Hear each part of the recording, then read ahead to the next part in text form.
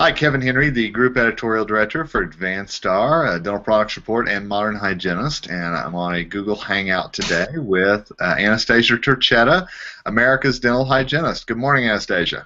Good morning, Kevin. How are you? Good, good, doing great. Appreciate it. Today is April 1st, which kicks off Oral Cancer Awareness Month. And, certainly this is a month that is very much focused on oral cancer, but really every month should be. And we've been seeing more and more about oral cancer in the news with Buffalo's Bills quarterback Jim Kelly having the disease and it getting a lot of national attention.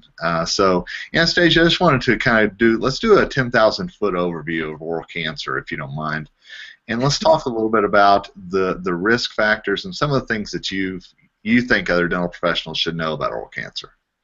Kevin, I'm so glad that you brought it up, and I'm glad that we have the opportunity to discuss this because you're right. It isn't just a once-a-month thing. And I think what not only our dental professionals need to know, but also the consumers, is it should be an every visit thing, if not once a year if you have technology. So kind of getting that out of the way, the more that we see it, I know when I started to speak on oral cancer, it may have been about 30,000 a year had been diagnosed, but we're close to 44,000 Americans a year being diagnosed with oral cancer. And the statistics are rising, so the missing piece, I believe, is us in bringing awareness to that. So the risk factors we really do need to discuss almost every visit or review in the health history with our patients.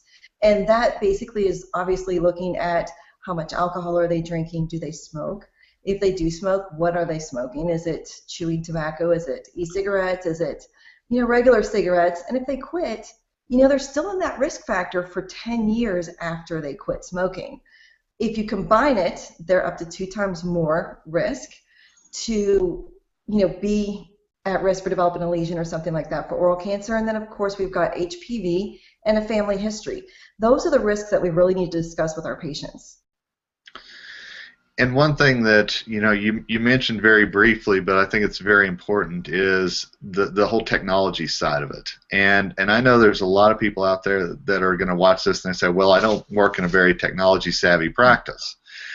So what are your suggestions if you're not in a quote techie practice about keeping up with oral cancer and making sure that you're doing those checks for your patients?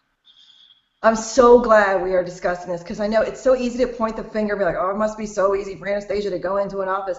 And you know what? I'm pro technology because we cannot see anything, via white light. And some of these practices, the light that you're using, you can barely even see, whether it be stain or tartar, let alone something that could ultimately cost you your life. So that being said, what can you do?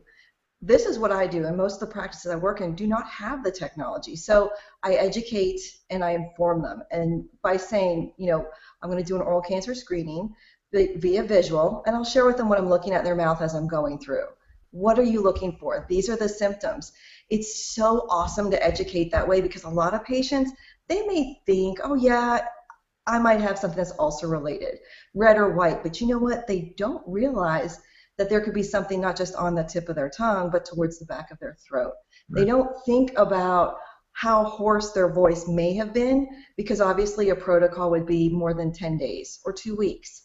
A lump in their throat, even pain near their ear. I'll bet you if we asked a lot of our patients, hey, did you know that's a symptom or a sign? As you're looking in their mouth visually, that's educating them. I think it's really important. And document. Yeah, the documentation is very much a key because you definitely want to be able to show that you did everything you could for this patient should unfortunately they contract oral cancer. Absolutely. And I do want to ask you one question because I've talked to some dental professionals and they're very concerned about saying the C word. And so they don't ever say oral cancer whenever they're doing their checks. And I just kind of wanted to get your thoughts about that because it sounds like obviously you're educating them and you're telling them exactly what you're doing. So Mhm.